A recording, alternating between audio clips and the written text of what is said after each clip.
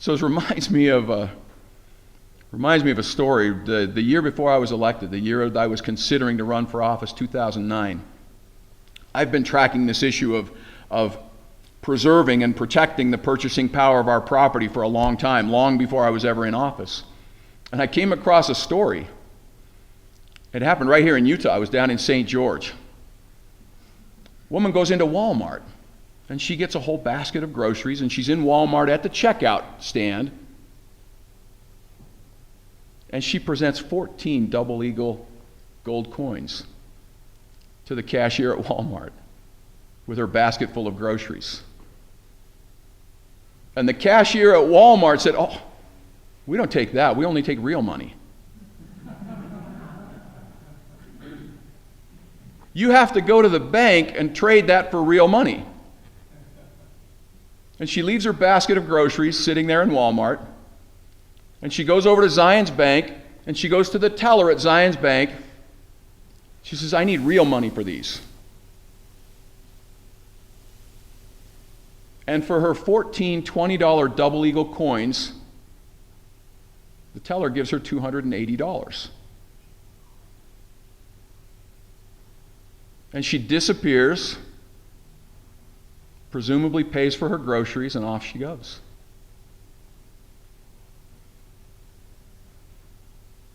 $14 $20 double eagle coins, ranging in date from about 1875 to 1927. Just the intrinsic value of those coins be somewhere close to $14,000. She got $280. The worth of those coins, depending on the grade, could be in the millions. Literally in the millions. But Walmart and the woman wanted real money.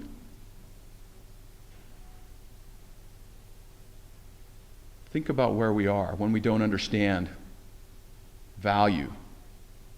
The nature of our property, the nature of our liberty embodied and represented in money that has a fixed standard, that has a reliable standard of wealth. Imagine the peace and the prosperity that woman would have if she understood the very basic concept of money as an embodiment of our liberty and our property.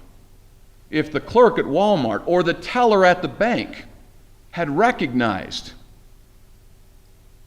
the value and the worth of real money, a reliable standard representation of our liberty and our property. What a great opportunity.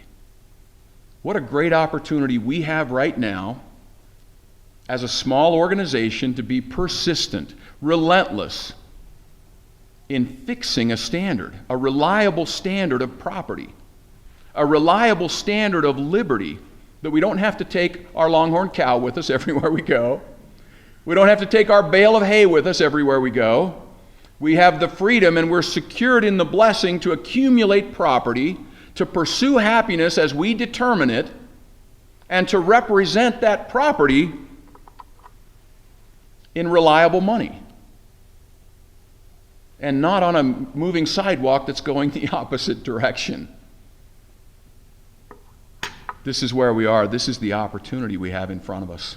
So the tools that we've talked about.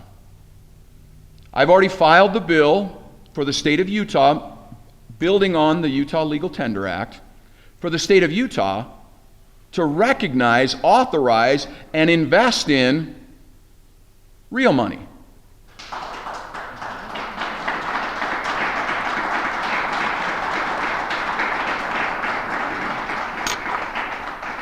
That we, as the representatives of the people, do everything in our power to secure the blessings of liberty by protecting and preserving the purchasing power of their property.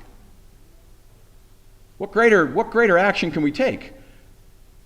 So that's already filed. Also in the bill, we're going to look at studying income tax implications on the representation of my liberty and property, other tax implications on my liberty and my property, institutions for now developing a system for transacting in money that preserves the purchasing power of my property. So that's what's coming forward in the bill, and we need your help.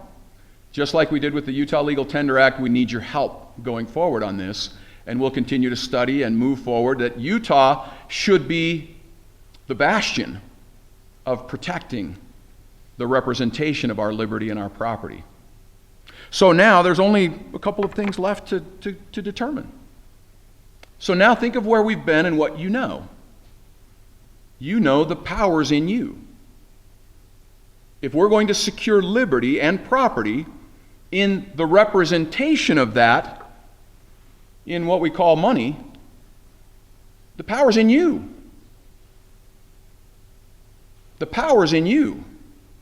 And you have the tools. We talked about all 6 of them, remember? We've got a Senate that gives us ability in Congress. We've got legislation at the state level. We've got a governor that we hope he'll start frowning more and more and being duly exercised, that we're not preserving and protecting the purchasing power of our people's property.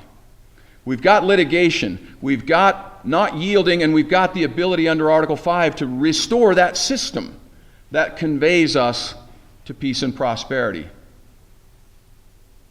The only question now, in conclusion, the only question now is, what are you going to do with the tools that you have?